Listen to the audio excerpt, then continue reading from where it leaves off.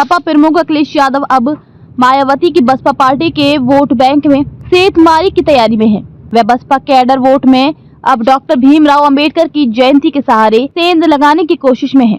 अखिलेश की नजर पीडीए की रणनीति में शामिल अनुसूचित जाति पर सबसे ज्यादा है। इस रणनीति के तहत समाजवादी पार्टी आगामी अंबेडकर जयंती पर 8 अप्रैल से 14 अप्रैल तक समाजवादी बाबा साहेब अंबेडकर वाहिनी एवं समाजवादी अनुसूचित जाति प्रकोष्ठ के संयुक्त तत्वावधान में सभी जिलों में स्वाभिमान सम्मान समारोह करेगी। समाजवादी पार्टी के अखिलेश यादव ने पीडीए समाज से आह्वान किया है कि वह एकजुट होकर बाबा साहब की देन व धरोहर संविधान और आरक्षण बचाने के पीडीए के आंदोलन को नई ताकत प्रदान करें एवं इस अवसर पर संगोष्ठियों के माध्यम से दोहराएं कि संविधान ही संजीवनी है और संविधान ही ढाल है, और ये भी कि जब तक संविधान सुरक्षित रहेगा तब तक हम सबका मान सम्मान स्वाभिमान और अधिकार सुरक्षित रहेगा। हम सबको अब पीडीए के इस स्वाभिमान सम्मान के संघर्ष को समारोह में बदल देना है। समाजवादी पार्टी अध्यक्ष अखिलेश यादव ने कहा कि भाजपा का 80-20 नारा जब नहीं चला तो वह सांप्रदायिक राजनीति करने में जुट गई।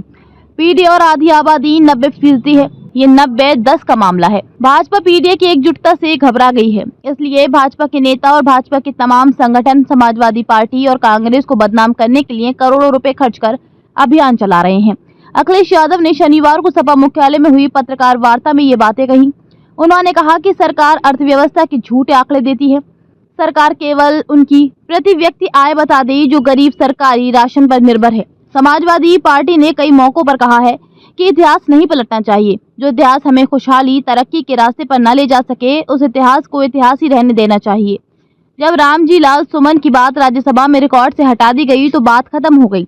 भाजपा को सबसे बड़ी भूमाफिया पार्टी बताते हुए कहा कि भाजपा के लोगों ने सबसे ज्यादा जमीनें खरीदी हैं। केवल गोरखपुर, अयोध्या, कानपुर और लखनऊ के 4 जिलों की रजिस्ट्रियों की जांच कर ली जाए तो पता चल जाएगा कि तालाब की जमीन, सरकारी जमीन या विवादित जमीन पर भाजपा के लोगों ने कब्जा किया है।